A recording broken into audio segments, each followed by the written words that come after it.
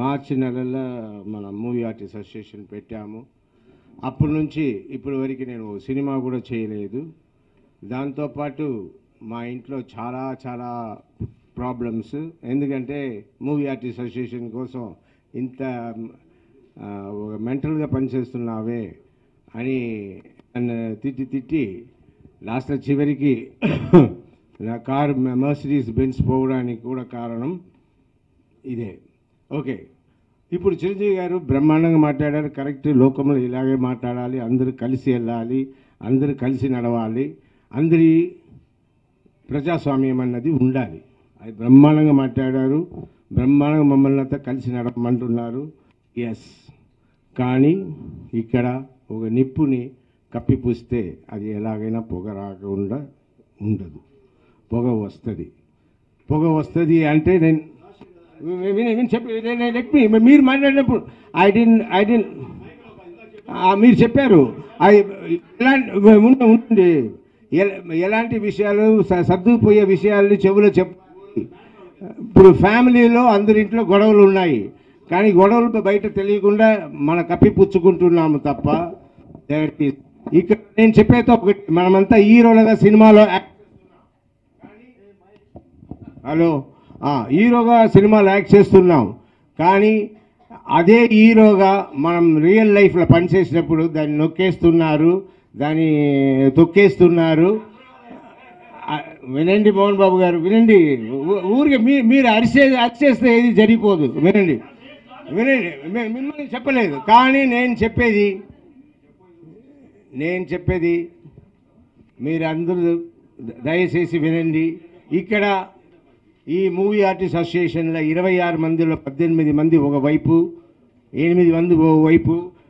ఇంతకుముందు శివాజీ గారు అండ్ శ్రీకాంత్ గారు జరిగిన దాంట్లో ఏ ప్రాబ్లం జరగలేదు అని చిరంజీవి గారు ఇప్పుడు అన్నారు. దానే ప్రాబ్లంగా పెట్టుకుని నరేష్ గారు ముందుకు వచ్చి వాళ్ళు తప్పు చేశారని మేమంతా గెలిచాము, ఇంక్లూడింగ్ మీ. సో ఇలాగా ఉంది మన మూవీ ఆర్టిస్ట్ అసోసియేషన్. ఈ అసోసియేషన్లో ఇంకా ఏమీ ఫ్రాంక్గా జరగట్లేదు.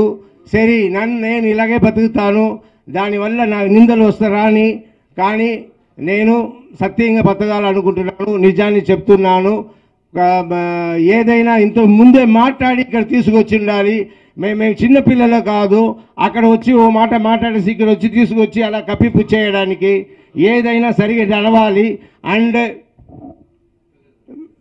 మీకే తెలియవస్తుంది.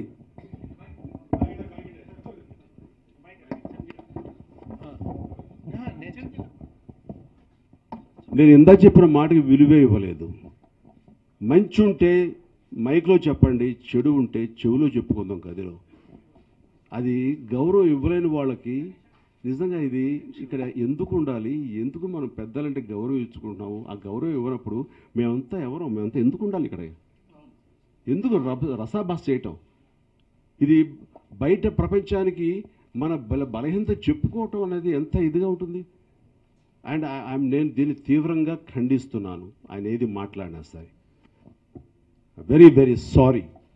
ఎంతో సజావుగా హృదయంగా సాగుతున్నటువంటి ఈ సభలో అగ్రెసివ్గా మైక్ లాక్కుని గౌరవం కూడా లేకుండా, ప్రోటోకాల్ లేకుండా అలా లాక్కుని చేయటం అనేది మరి ఏం మర్యాద నాకు తెలియటం లేదు. ఇప్పుడు కూడా నేను స్పందించకపోతే ఇంకా మీరు ఇచ్చే పెద్దరికానికి అర్థం లేదు. కాబట్టి ఎంత సౌమ్యంగా మాట్లాడదాం అనుకున్నా సరే నా చేత కూడా అగ్రెసివ్గా చేస్తారు. కాబట్టి దయచేసి ఇది ఇంకా ఆపేసి మంచి గురించి చెప్పుకుందాం, చక్కగా మాట్లాడుకుందాం. ఎస్, మాట్లాడండి. ఇప్పుడు చిరంజీవి గారు ఎవరు కోపావేశాలకు వెళ్ళొద్దు, చక్కగా చెప్పండి, సలహాలు ఇవ్వండి, ఏం చేద్దాం చెప్పండి, మన ఫ్యూచర్ ఏం ఏంటో చెప్పండి, ఆ లక్ష్యాన్ని పెట్టండి, ఆ గుడిని పెట్టి దానికి వెళ్ళటం కోసంగా మనల్ని ఏం చేయాలో మీరు బ్లూ ప్రింట్ ఇవ్వండి, మాకు బ్లూ ప్రింట్ ఇవ్వండి. సో ఇది కాదు, ఇప్పుడు ఏమవుతుంది, మన మీడియా మిత్రులు దీని గురించి చెరువులపలు రాసి అసలైన విషయాన్ని పక్కన పెట్టి ఇది రాస్తారు. ఇది అండ్ ఇష్టం లేనప్పుడు రాకూడదు.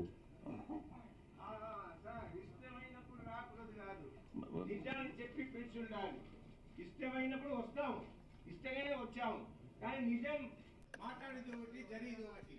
అలా కప్పిపుచ్చి నేను బతిది లేదు, అలా సార్ అంటే ఇది దిస్ వెల్ ప్లాన్డ్, దీని రసాభాస్ చేద్దాం, వెల్ ప్లాన్డ్తో వచ్చినటువంటి వారికి మనం ఏం సమాధానం చెప్పలేము. అండ్ డిసిప్లినరీ కమిటీ అయినా ఉంటే కనుక టేక్ ఏ స్ట్రాంగ్ యాక్షన్.